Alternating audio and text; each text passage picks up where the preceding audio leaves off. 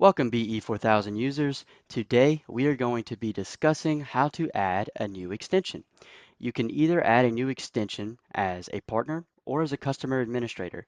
As you can see, I'm at myphone.cisco.com, which is the customer administrator page. If you're a partner, just go to be4000.cisco.com and this process will pretty much be the same.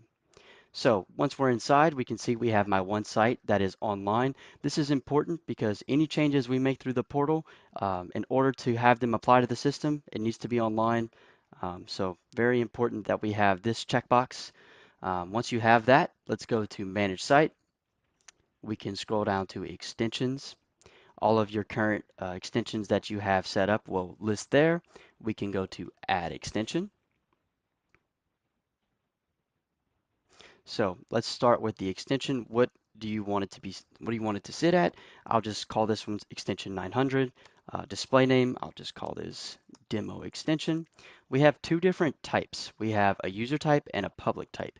A user type is going to enable you to have a voicemail. It's also going to allow you to give the end user access to the self-service portal, and so that end user can manage his or her extension, add speed dials, single number reach, all that good stuff.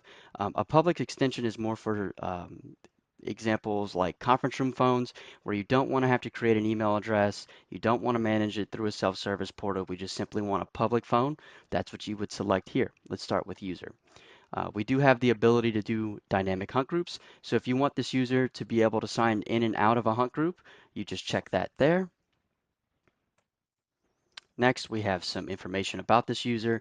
Let's give it a first name, last name, extension, email address. This is required for type user. If you had type public, you wouldn't have to input an email address here.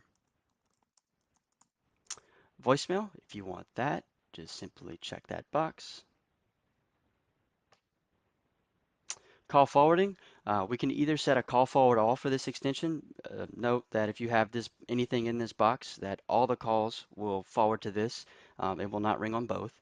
Um, Other than that, we can do our night service, busy, no answer, and unregistered. By default, it's set to voicemail, but if we put, which is 70300, if you wanted to roll to an auto attendant during night service or whenever night service is enabled, you can just put 70301 or anything else in here actually. So you could roll this to a cell phone if you wanted to, um, really whatever you want this to be.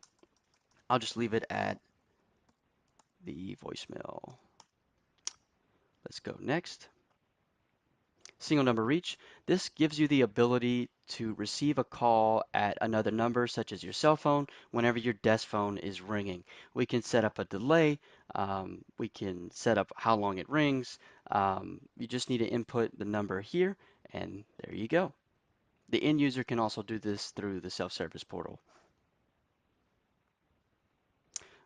Additional settings, if you want this phone to participate in night service, just simply select that uh, checkbox right there. This will mean that whenever night service is enabled, this phone will actually display that it's in night service and it will roll to whatever number you have in the night service forward box. So right here, whatever you have in this slot, that's where your calls will go. Also, if this is a shared line, meaning that you can put this extension on several different phones, you would just simply check this box. We can share this line or share this extension on up to 16 phones. So say you want to put this on two phones, you just put two. If it's three, you do that and so on. You would mainly use this if you wanted to maybe the main receptionist and another person, you could share that main line and you would receive calls on both of the phones. Next, adding a phone. So if this is going to be the primary extension on a phone, um, you definitely need to add a phone so that we can assign this extension to it.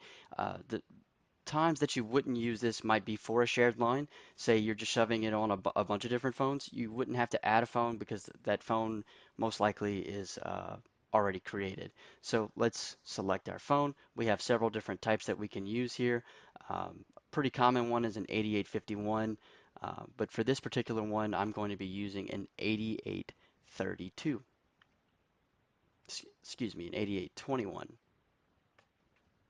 Class of restriction, set this according to preference,